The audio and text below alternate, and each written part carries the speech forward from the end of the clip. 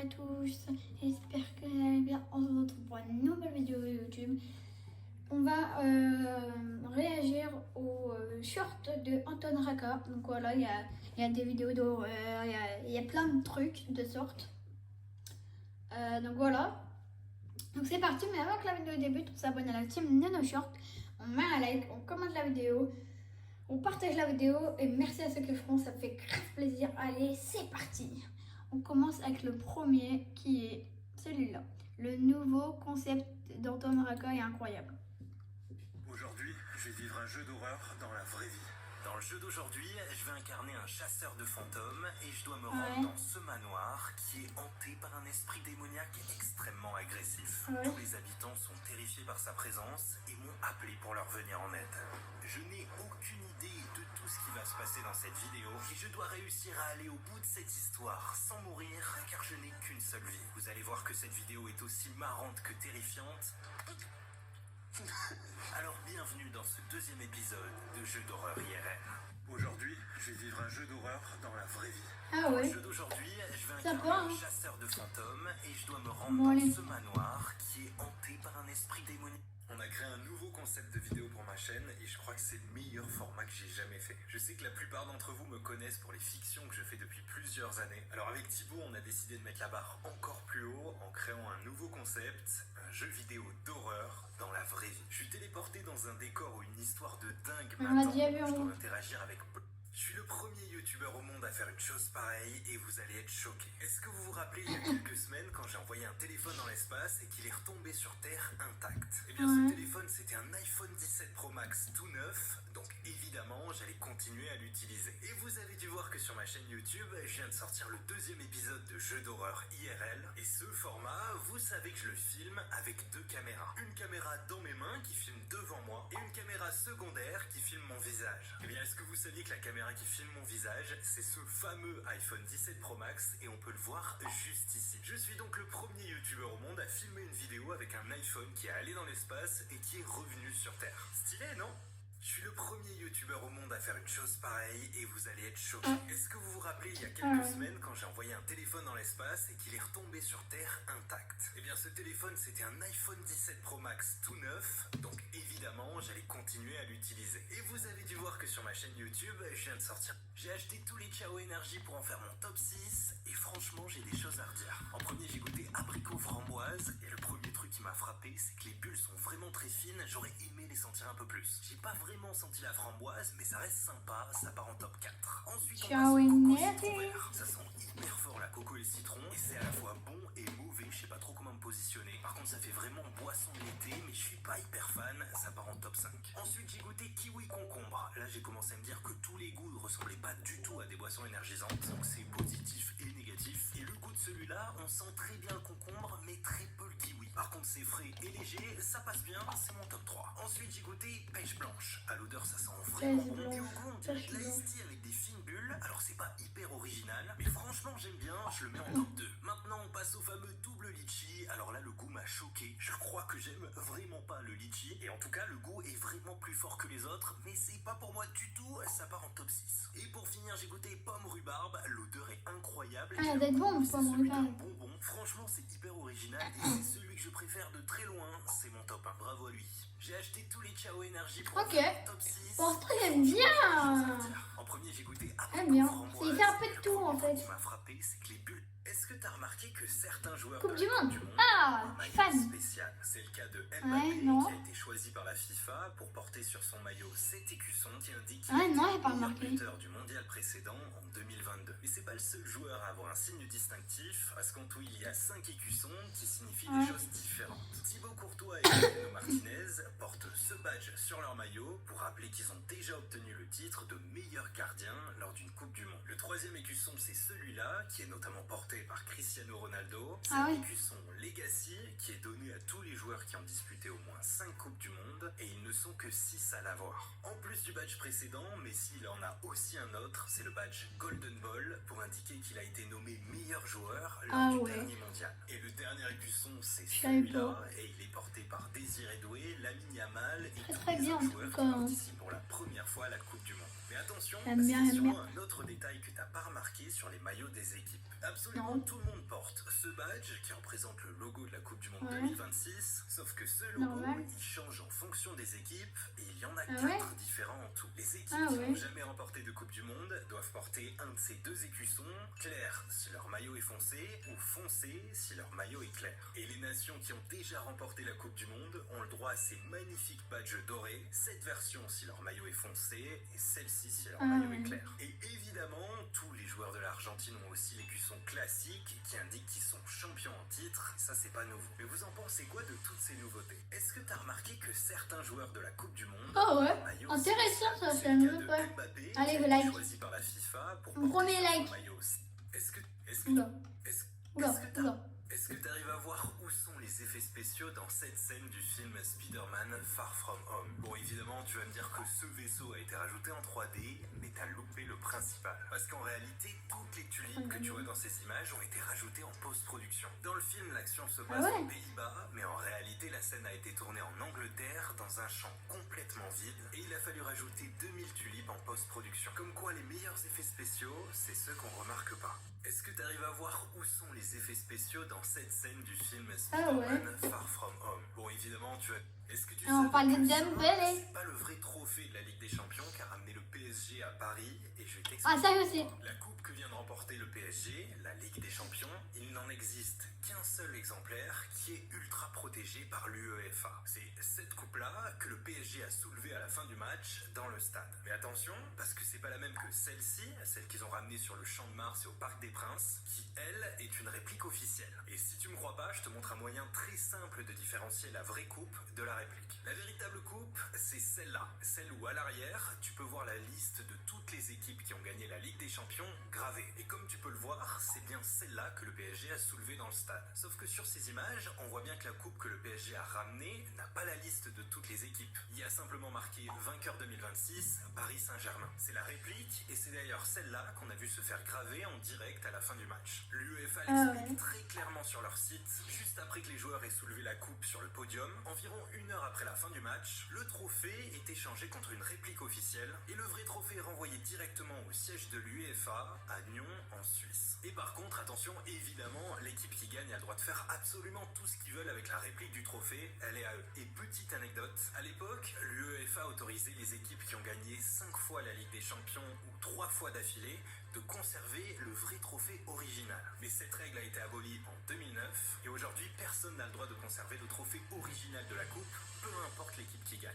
Est-ce que tu savais que ça, Moi si j'y avais au début, trophée de la Ligue des Champions, je savais pas à la fin qu'on avait le droit. je vais t'expliquer pourquoi. Intéressant, Je viens intéressant. d'apprendre qu'avant 1824, l'être humain n'avait pas encore découvert l'existence des dinosaures. Ça veut dire que Napoléon, par exemple, a vécu toute sa vie sans savoir que les dinosaures ont existé. Ah ouais? Et ce qui est drôle, c'est Bizarre. qu'avant cette date, on avait déjà trouvé des os énormes de dinosaures. Mais à l'époque, on pensait que c'était des os de géants. Et je sais pas si c'est plus rassurant pour le coup. Je viens d'apprendre qu'avant 1824, l'être humain n'avait pas encore... Ah ouais, ok.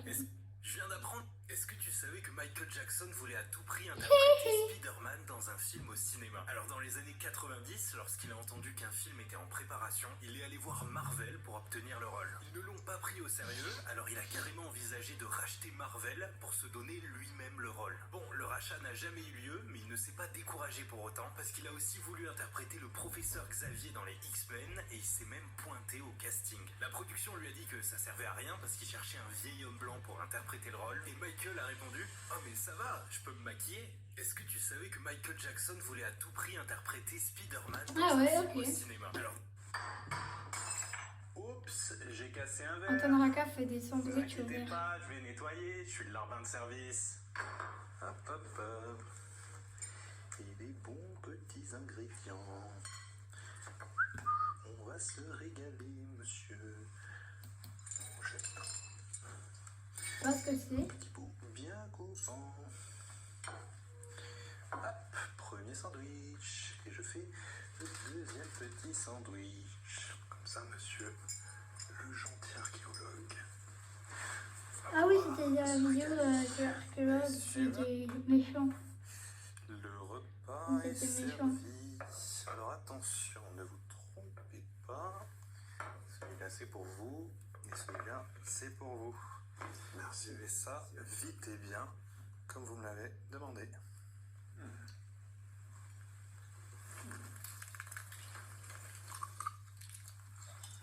On se régale. Hein.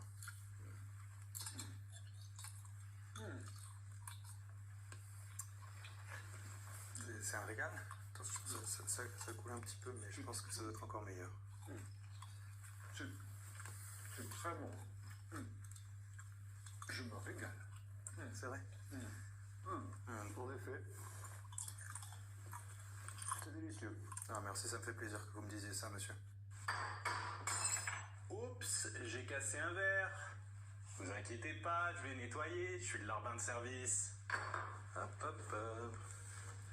Et des bons petits ingrédients. Ok. À quoi ressemblerez-vous quand vous serez... Oula, on change de quelque chose là. Cliquez Un espace de détente que vous pouvez utiliser comme vous voulez. C'est vrai, je peux me détendre. Je vous en prie, monsieur. Je vais me détendre tout de suite. Vous voulez venir avec moi? Anton mais le Mario John trop Cet mal. espace est dédié à la détente. Ouais, mais Vous pouvez en disposer comme vous voulez. on peut peut-être se détendre. Vous avez compris? Se détendre. Oui. Bon, allez-y, vous pouvez y aller, monsieur, excusez-moi. Bien, je vous laisse. On se rejoint dans la salle de détente. Si vous avez la moindre question, venez me voir. D'accord. Si vous me cherchez, je suis en train de me détendre. Un espace de détente que vous pouvez utiliser comme vous voulez. C'est vrai, je peux me détendre? Je vous en prie, monsieur. Je vais. C'est une maison de maître, 1908. Maître de quel maître? Maître Gibbs? Non, Maître Gibbs. Lockwood. Ah oui, pardon. Et c'est la propriété Très drôle. de la famille Lockwood. Ok, Lockwood. Suivez-moi. Je vous suis, monsieur, avec plaisir, avec grand plaisir. Vous êtes magnifique. C'est une maison de maître, 1908. Maître de quel maître? Maître Gibbs? Non, maître... Il est drôle, il est drôle. Mon fils a fait son premier coup. Faut que je t'avoue un truc sur ma dernière vidéo. Est-ce que tu te rappelles de cette scène où je filme une momie sous une énorme cloche de verre? Eh bien, Oui. est-ce que tu savais qu'en réalité, c'est un acteur qu'on appelle la tête de pied? Ça a pris plusieurs heures pour lui donner cette apparence flippante, et franchement, lorsque la momie se met à bouger, le rendu est incroyable. Et est-ce que tu savais que pour ce nouveau concept, l'histoire n'était pas définie à l'avance, comme dans un jeu vidéo? Elle changeait en fonction de mes choix, et la fin aurait pu être totalement différente. Thibaut, qui a organisé tout le tournage, m'a expliqué à la fin que j'aurais pu finir l'histoire tout en sauvant Mademoiselle Nash et sans avoir à sacrifier l'agent du FBI. Mais j'ai pas trop géré à ce niveau-là. Et est-ce que tu te rappelles au tout début de la vidéo, quand l'ingénieur me fait essayer la console du futur qui me téléporte dans le jeu? Eh bien en fait, sur le tournage, on a utilisé une vieille machine qui permettait aux journalistes d'envoyer des photos avant l'existence d'Internet. On l'a juste customisé avec des électrodes et des petites lumières pour donner un aspect rétro-futuriste. Et d'ailleurs, le concept de jeu vidéo IRL vous a tellement plu qu'on a déjà décidé de tourner un épisode 2. Alors dites-moi Ouais, en commentaire ça de va la bien. vidéo dans quel univers vous voulez que ça se passe. Faut que je t'avoue un truc Ok. sur ma dernière vidéo. Est-ce que tu te rappelles de... J'ai fait un truc dans ma dernière vidéo et vous m'avez complètement défoncé. Ce week-end, j'ai sorti ma dernière vidéo longue et c'est un nouveau format dans lequel je joue à un jeu d'horreur dans la vraie vie. Et pour ça, on a filmé la vidéo avec 2 caméras. Une qui filme ce que je vois et une autre qui filme mon visage. Ouais, tu tout le l'avais temps. déjà Sauf dit. que c'est à cause de ça que vous m'avez complètement défoncé. J'avais jamais fait gaffe, mais t'es un gros pif. Mais Antion, t'as beaucoup menti dans ta vie, hein? Regarde ton nez. Ton nez est énorme. Non mais c'est quoi cette histoire là? En fait, les plans sur moi ont été filmés avec un iPhone qui est placé à 10 cm de mon visage. Donc forcément, ça déforme de ouf et ça agrandit mon nez. Parce que dans la vraie vie, mon nez il ressemble à ça. Hein. Alors pour me clasher, il y a du monde, mais par contre, absolument personne n'a vu le petit secret qu'on a caché à 14 minutes 07. Non mais les gars, restez concentrés. J'ai fait un truc dans ma dernière vidéo. Défi impossible. J'ai eu la poisse de malade sur mon dernier tournage. Pourquoi? Depuis des mois, je prépare le tournage d'une des plus grosses vidéos de ma chaîne YouTube. Un énorme nouveau concept d'horreur grand. Elle le dit tout le temps. Hein. Quand le jour de tournage est enfin arrivé, j'ai eu un sacré problème. Le matin, je Ah me ouais? réveille normal et je vois quoi? J'ai un bouton de malade en plein milieu du nez. Alors je me dis que tous les commentaires vont forcément parler que de ça. Donc en arrivant sur le tournage, je fonce voir la maquilleuse et je la supplie de me sauver. Sauf que vous vous en doutez bien que pour effacer ce bouton de fou, elle a dû mettre la dose de maquillage. Et moi je voulais que personne ne crame mon bouton.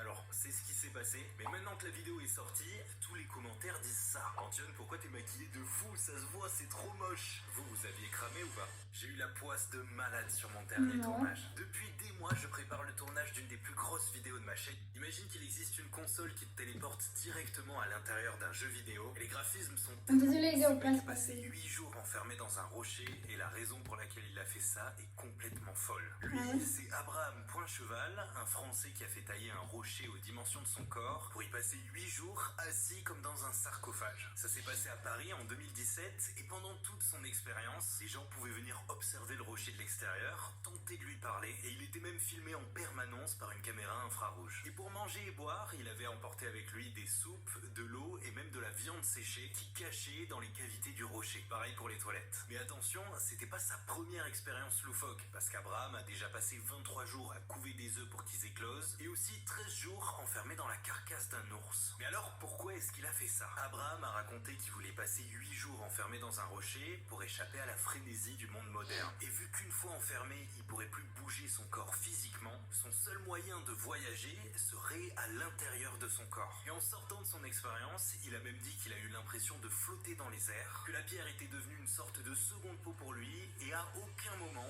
il ne s'est senti oppressé. Ce mec a passé 8 jours enfermé dans un rocher, et la raison pour laquelle il a fait ça est complètement folle. Lui, c'est Abraham Poincheval. J'ai acheté les chocolats de Pâques les plus vendus en France pour vous dire lequel est le meilleur. En premier, j'ai goûté le lapin Kinder. Alors, il a le goût du chocolat Kinder classique, c'est vraiment super bon, mais il coûte quand même 4 €. Et il me faut un peu mieux pour être top 1, alors il passe en deuxième place. Ensuite, j'ai goûté le fameux lapin Lindt. Pour moi, c'est le plus connu de tous les chocolats de Pâques, et j'avais oublié à quel point le chocolat est épais. C'est bon, mais ça reste très classique, et il coûte quand même 5,20 €, ça manque un peu de fun, il part en top 4. On passe maintenant à l'œuf Ferrero. Alors, je connaissais pas du tout, c'est un œuf énorme avec la texture des Ferrero Ferrero, Rocher. ouais. Alors, c'est très bon, mais j'ai peur que ça soit aussi très vite écœurant. Et niveau prix, il coûte quand même 5,50 €, alors ça part en top 3. Ah ouais, c'est cher. Ensuite, on passe aux œufs Milka. Alors, je connaissais pas non Ah, Milka plus, est ça bien. s'agit avec 4 goûts différents. J'ai goûté Oreo, qui est quand même super bon, mais ensuite j'ai testé chocolat blanc, et là, pour le coup, j'ai vraiment beaucoup moins aimé. Ça coûte Ah ouais. 5 €, c'est pas mal, mais j'ai quand même préféré le reste. Ça part en top 5.